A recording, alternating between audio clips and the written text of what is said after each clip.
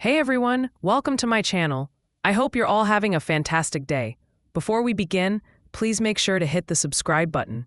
Kelly Ripa and Mark Consuelos. For years, they've been a symbol of affection, joy, and fortitude. However, the public recently became aware of a medical crisis that rattled their family to its foundation. For Kelly, the personality America has seen as clever, sharp, and steadfast, the situation was overwhelming. Her poignant announcement after Mark's unexpected hospital admission left followers speechless, exposing not just her anguish, but the profoundness of her love for the man she has spent over a quarter-century with.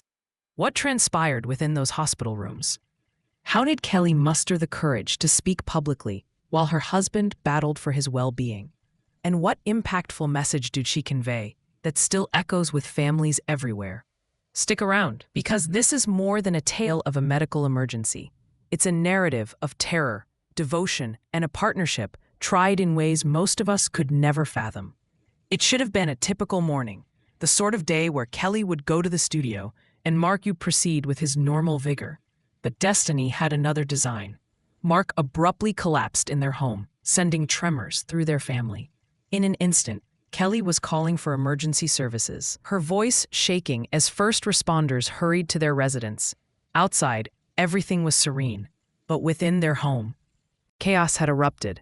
Kelly later confessed it felt as though time stood still, that the man she depended on, her partner in every way, was fading right before her.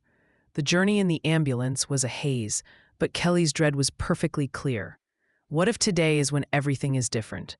In the emergency department, Kelly's universe contracted to a single focus: Mark, on a gurney, surrounded by swiftly moving physicians.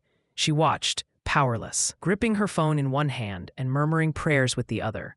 For years, she had been a portrait of fortitude on national TV.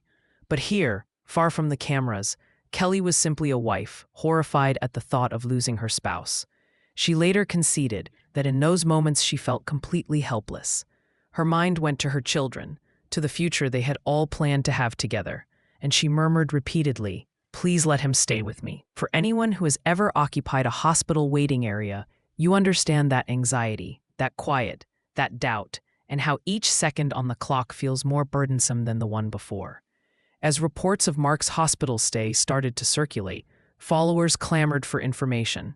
The media waited, speculation ran rampant, and at last, Kelly addressed the public.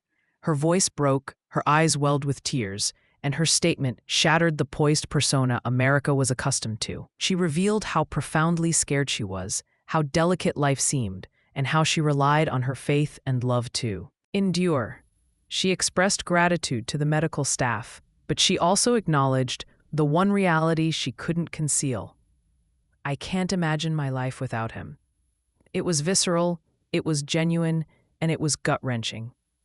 For her audience, Kelly's announcement was more than a status report. It was a window into the personal torment of a woman who, for all her celebrity, was just like anyone else, witnessing a loved one battle for survival. While Kelly fought to maintain her composure, her children became her silent pillar of support.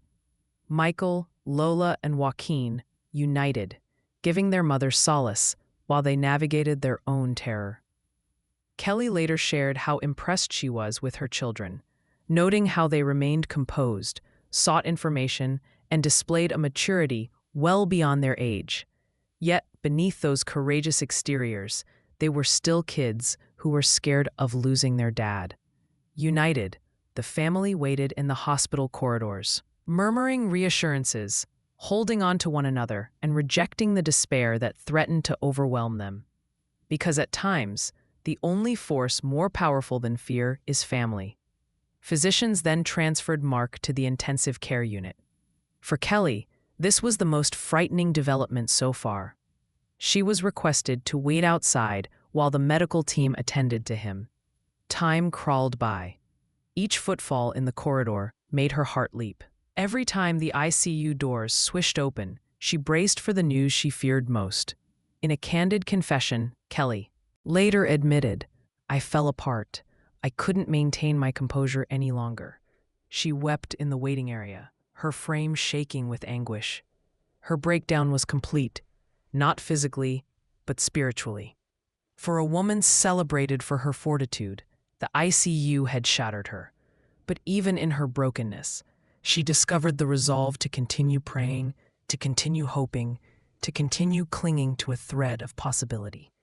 Following what seemed like an endless wait, the doctors appeared with tentative news. Mark's condition was stable. It wasn't a triumph, it wasn't a full recovery, but it was enough for Kelly to finally exhale. She hurried back to his bedside, grasped his hand, and murmured promises of future mornings together, of more laughter and of more life yet to be lived. She later shared that in that instant, she had a profound realization.